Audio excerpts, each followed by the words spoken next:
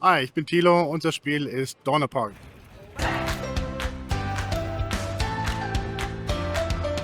Hallo, herzlich willkommen. Wir sind auf der Gamescom 2025 am Tag Samstag. Ich weiß nicht mal, welche Nummer das ist, aber wir sind schon eine ganze Weile hier und haben heute einen weiteren wunderbaren Interviewpartner gefunden.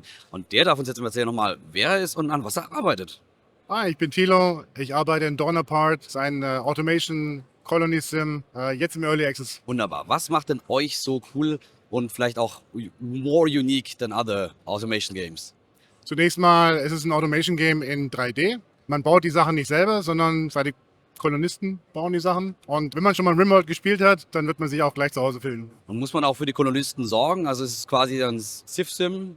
Ja, die müssen essen, die müssen schlafen, die können sterben. Und der Planet ist auch nicht besonders freundlich zu denen, ja. Das heißt, haben wir tatsächlich irgendwie Gegner, also Tiere oder sonst wie?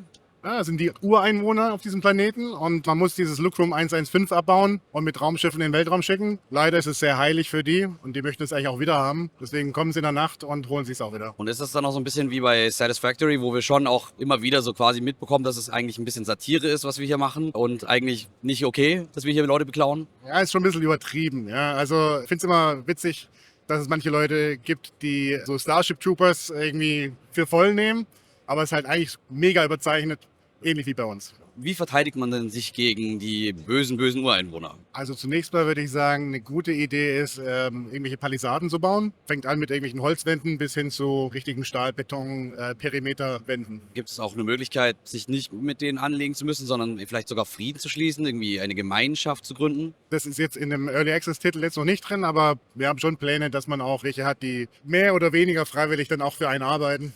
That just sounds like slavery with extra steps. So. Okay. Wenn wir schon über eure spätere Zukunft reden. Was ist denn noch so geplant für das Spiel? Also du bist ja auf einer 3D-Voxelwelt. Das heißt, du kannst alles zerstören. Ja, in der jetzigen Version ist es auch schon möglich, aber es ist noch nicht so ausgebaut, wie wir es uns jetzt wünschen. Angefangen von den Minern, die wirklich Löcher graben, wollen wir aber auch bis hin zu, ich sage jetzt mal, Nukes, ja, alles anbieten. Das heißt, wir haben dann auch tatsächlich einmal die gesamte Welt zu spielen, nicht nur so ein quadratisches Level oder? Es ist ein quadratisches Level. Ja? Also wir haben, ähnlich wie bei Satisfactory, eine fertige Welt. Du entscheidest, welche Landing Zone du haben möchtest. Aber sozusagen, wie die Ressourcen verteilt sind, ist immer unterschiedlich. Und sind dann diese quadratischen Level, sind die irgendwie connected? Kann man irgendwie in andere Regionen rübergehen oder ist es, du hast halt dieses Stück Land? Derzeit noch nicht, aber wir planen, dass man auch so Raids ausführen kann und sagen, okay, ich gehe jetzt mal zu einem anderen Part von der Welt, ja. Ist auch irgendwie Koop geplant, PvP oder sind wir einfach im Singleplayer und das war's? Ja, derzeit ist Singleplayer, also wir fokussieren uns jetzt im Early Access drauf, wirklich eine Experience zu schaffen, die sehr, sehr gut ist für Einzelspieler. Und Multiplayer haben wir eigentlich im Hinterkopf immer, aber wie gesagt, wir sind nur 3 Leute. Allein der Scope von dem Spiel, wie es jetzt ist sehr, sehr groß. Wir wollen es dann nicht verzetteln. Also wenn es nach deiner Vision geht oder nach eurer Vision geht, ist es dann überhaupt ein Multiplayer-Spiel? Ist es überhaupt ein Core-Spiel oder habt ihr eigentlich schon eher so den Singleplayer im Fokus und geplant? Ja, also ich denke mal, jetzt macht schon sehr viel Spaß, auch im Singleplayer. Man kann auch denken, bei Rimworld gibt es auch Mods für Multiplayer, spielt sich dann auch dadurch auch ganz anders.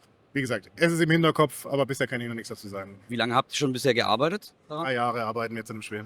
Und werdet ihr nochmal 3 Jahre brauchen oder wie lange glaubt ihr noch? Also Early Access wird in 2 Jahren enden, dann kommt die 1.0 raus und dann hört es aber noch lange nicht auf. Und was ist so bisher dein Lieblingsfeature an dem Spiel? Tatsächlich die Voxelwelt. Ja, wir haben ungefähr 1 Jahr damit nicht vergeudet, aber auf jeden Fall verbracht, eine eigene Voxel-Engine zu bauen. Ist aber großartig, weil die ist hochmodifizierbar. Also wir haben auch schon die ersten Mods, Leute, die ihre eigenen Spiele auf dem Spiel Dawn Apart bauen wollen. Und ist auch möglich. Also ich lade auch jeden ein, seine eigenen Mods in dem Spiel zu bauen. Der erste Mod war eine japanische Übersetzung, kam an Tag 2. Ja? Und der andere Mod war einer, der gesagt hat, eure Kamera ist scheiße, ich habe eine neue gebaut. Plant ihr dann auch so Mods, die so wirklich gut sind und richtig, also zum Beispiel die Kamera, falls sie gut ist, ich hoffe es ja, das dann auch als Main-Feature zu übernehmen, irgendwie das in den Code, in euren Code einfließen zu lassen? Ja, also mit demjenigen, der jetzt gerade die japanische Übersetzung gemacht hat, sind wir gerade am Sprechen. Und da haben sich jetzt auch schon ein paar andere gemeldet. Also wir haben jetzt schon ein paar Sprachen, die von Haus aus mitkommen. Angefangen natürlich mit Englisch, Deutsch können wir alle sprechen hier, bis auf unseren amerikanischen Kollegen. Wir haben Russisch, Chinesisch. Es ist möglich, das Spiel zu übersetzen, ja. Kommt es dann über den Steam-Workshop oder habt ihr eine andere Plattform dafür? Derzeit schmeißt man einfach die Dateien in den Folder und dann werden die ausgelesen und beim Start des Spiels dann ist es fertig. Aber wir planen auch Steam Workshop zu unterstützen, ja. Das heißt aber, vermutlich dann andere Plattformen werden ausgelassen, also ihr habt nicht vor, auf Konsole zu veröffentlichen? Ja, was ist vor? Also jetzt erstmal Steam, wirklich Fokus, Laserlight. Wie gesagt, 3 Leute, was soll man machen, ja. Wie kamt ihr denn auf die Idee, dieses Spiel zu machen? Ja, also ich, wie gesagt, war immer ein Riesenfan von Rimworld. Riesenfan von Factorio. Ich wollte schon immer mal auch eine Colony Sim selber bauen. Wir wussten, wir können uns keine AAA-Grafik leisten oder wenn wir es versuchen, dann sieht es so ein bisschen uncanny irgendwie aus. Ne? So diese Unreal-Grafik, die jeder irgendwie nicht so mag. Ja? So sind wir eigentlich drauf gestoßen, okay, ist eine 3D-Voxelwelt mit Factory-Elementen und ist eine Colony Sim wie Rimworld. Hat eure Engine dann eigentlich auch einen Namen und würdet ihr auch die irgendwie rausgeben an andere Leute zum Entwickeln, um ihr eigenes Spiel zu entwickeln? Oder ist es jetzt einfach, das ist euer Ding und ihr braucht es halt, weil ihr es baut? Also ein gutes Beispiel ist bei Valve, ja, also wenn du mal guckst, die Geschichte von der Source Engine, wo die eigentlich herkommt. Ja, es war erstmal damals die Quake Engine und dann haben die einfach den Source Code mit nach Hause genommen, ja, und haben dann ihr eigenes Spiel Half-Life drauf entwickelt, dann Counter-Strike gab es als Mod etc. Mittlerweile, wenn man sich diesen Baum anguckt, was da für Spiele davon rausgekommen sind, ist einfach der Wahnsinn. Und wir hoffen, dass wir was Ähnliches mit unserer Engine schaffen. Die heißt übrigens, also auch als Hommage daran, God Mode, weil man auch alles zerstören kann. Vielleicht findet sich da draußen irgendein Entwickler, der sagt, hey, ich baue jetzt mal ein Spiel, wie zum Beispiel, ich sage immer, ein gutes Beispiel wäre Stronghold. Kannst du einfach mal aus dem Spiel, wie es jetzt ist, tatsächlich ein Stronghold bauen. Ja, ein neues Stronghold natürlich. Wäre dann eure Idee für die Engine? Also wäre das dann so ein Lizenzierungsding, ein Open-Source-Ding oder wie wollt ihr das machen damit? Also erstmal versuchen kann jeder, ja, aber sobald er dann natürlich irgendwie versucht, kommerziell erfolgreich zu werden, dann kriegt man natürlich auch noch einen Cut-Up, ja. Cool, dann dafür viel Erfolg auf jeden Fall. Wie war denn bisher so Reception von Leuten hier, die vorbeigekommen sind? Also hier an der Gamescom sind eigentlich alle super, super lieb, ja. Und die Leute, die spielen, sagen, okay, wir spielen auch zu Hause weiter und geben dem Spiel auch tatsächlich eine Chance. Tatsächlich hatten wir jetzt auf Steam so ein bisschen Ärger, weil, weiß ich, da war irgendwie 2, 3 Leute, die waren ein bisschen gehässig zu uns. Und dadurch, dass wir noch nicht so viele Reviews haben, hat es natürlich schon ein bisschen Impact. Also gibt uns echt eine Chance, ja. Ansonsten in eurer Community sind alle happy mit vielem. Vielleicht eine Geschichte, die ich interessant finde, weil man hat einfach nicht die Wahrheit gepachtet als Game Designer, muss ich einfach einmal so sagen, weil auf unserem Discord sind 1800 Leute und die können auch bei irgendwelchen Abstimmungen mitmachen. Und ich dachte zum Beispiel, ich habe mich dann mal relativ spät in der Entwicklung des Spiels in so eine orthografische Kamera verliebt. Also orthografisch heißt, dass es isometrisch eben aussieht, ja. Und weiß nicht, wenn ihr UFO Enemy Unknown oder XCOM kennt, dann wisst ihr, was eine orthografische Kamera ist. Und es sah wirklich auf einmal aus wie XCOM, also die alten Titel. Und dann dachte ich, das sieht doch mega aus. Das war voll mega geil und retro und sowas. Und habe dann eben das als Abstimmung dann für eine perspektivische Kamera versus orthografische in den Discord-Server gegeben. Und die Abstimmung war dann so, okay, 98% finden die perspektivische besser. Und ich war einfach mal in der Minderheit. Und ich dachte mir so, okay, man weiß nicht alles als Game Designer. Ja, ist nicht so. Ja. Und ist auch nicht mehr nur unser Spiel, ja, sondern ist auch das Spiel von den Leuten, die auf Discord abhängen und die es auf Steam gekauft haben. Das muss man auch respektieren, ja.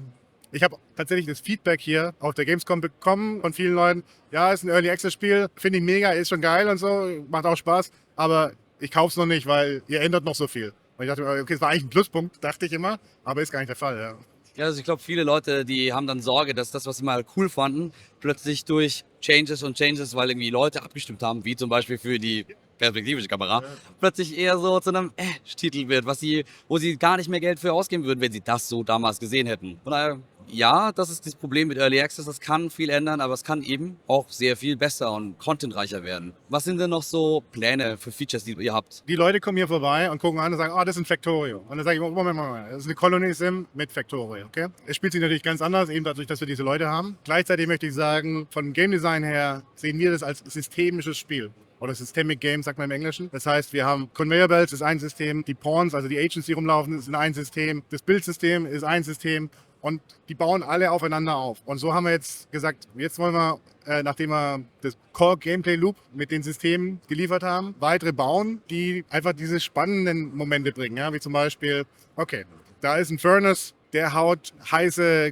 Kupferbarren raus. Ja? Wenn die auf einem Förderband landen, macht es nichts. Aber dann diese heißen Kupferbarren laufen das Förderband runter und kommen in eine Stanzmaschine. Und weil sie noch heiß sind, geht schneller, dass sie gestanzt werden. Okay? So. Aber die Stanzmaschine geht halt schneller kaputt auf. Deswegen muss sie häufiger repariert werden. Pro und Contra, ja. Oder es ist kein Förderband da, sondern diese Eisenbarren fällt einfach auf den Boden. Jetzt ist nur Dreck, ist kein Problem, ja. Fällt es aber auf einen Holzboden, den du da hingebaut hast, fängt er halt Feuer. Okay, machst du halt nicht, machst du Steinboden rein. Gleichzeitig, wenn es regnet und dieser Ofen steht draußen, geht er halt aus. Deswegen baust du ein Dach drauf. Aber ein Dach steht nicht von alleine, sondern brauchst auch noch Wände. Okay, dann steht das Ding jetzt in einem Raum und da ist ein Hochofen mit 800 Grad Celsius, nicht so gut. Okay, brauchst du Belüftung etc. Punkt.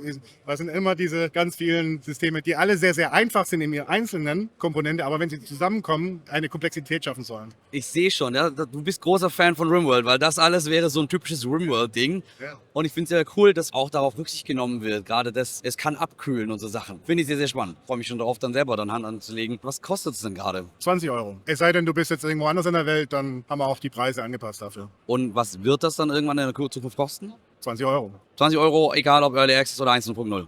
Ja, also ich sag mal, die Leute werden ja nicht mehr Geld haben, weil es ein größeres Spiel ist einfach. Deswegen. Ja, weil viele Early Access Titel dann irgendwann sagen, okay, zu 1.0 haben wir jetzt so viel Mehrwert geschaffen, dass wir auch mehr Wert wollen. Wahrscheinlich tauche ich dann irgend so einen Meme-Cut-Reel irgendwie auf, dass ich jetzt sage 20 Euro und dann, weiß ich, 5 Jahre später, boom, ja, 50 Euro. Keine Ahnung, wie ich weiß. Glaube ich nicht. Wenn man es jetzt aber testen will und jetzt nicht die 20 Euro hat, gibt es auch irgendwie eine Demo? Eine Demo haben wir leider nicht. Also wir hatten zur Steam Next Fest haben wir eine Demo. Ansonsten brauchen wir das Geld. Wir schulden Menschen Geld. Gebt uns euer Geld, damit wir die bezahlen können. Danke. Sonst habt ihr bald gebrochene Beine? Ja, auch da, Meme-Reel. Abgesehen von den Ureinwohnern, gibt es denn noch andere NPCs oder irgendwie Fraktionen, mit denen man handeln kann? Genau, es gibt noch andere Fraktionen, die dir Trades anbieten, die du annehmen kannst. Und dann kannst du eigentlich deine Produkte, die du auf dem Planeten herstellst, hauptsächlich irgendwas mit Lucrum 115, das ist dieses Erz, was man da abbaut. Und die kommen auf deinen Planeten, landen wirklich mit ihrem Raumschiff, laden ein, bezahlen dich dann. Ich hoffe, du hast jetzt nicht eine Piratenfraktion als Handelspartner, die da vielleicht doch einfach abhebt und weg ist. Ja? Und das ist nicht nur ein Spaceport, den du bauen kannst, du kannst unendlich viele bauen. Also es kann sehr Traffic auf einmal über deiner Basis geben, ja. Kann man auch eigene Leute losschicken, also eigene Schiffe bauen? In der Zukunft, ja. Geht der Noise unseren eigenen Leuten auf den Zeiger oder ist es egal, wo wir den Spaceport hinbauen? Also ist eigentlich ziemlich egal. Gibt es dann auch nur eine Währung für alle Händler oder haben es dann verschiedene Fraktionen, verschiedene Währungen?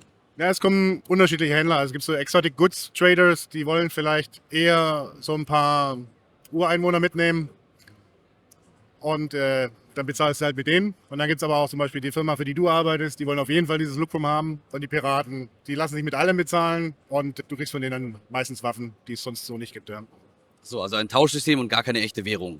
ja, also ich sag mal so, bei RimWorld, wenn wir nochmal da bei RimWorld sind, ist so Basiswährung irgendwie so Silber, den man ja auch abbauen kann. Bei uns ist eher dieses Lucrum 115 so die Basiswährung. Aber kann immer mal auch ein Tauschhandel sein, ja. Vielen Dank für deine Antworten und für deine Zeit. Noch eine schöne Gamescom und bis dann, ihr da draußen. Danke. Für mehr Reviews zu Indie-Games oder anderen Spielen lasst mir hier gerne einen Sub da oder folgt mir auf Twitch, um mich live zu sehen. Ich freue mich auf euch.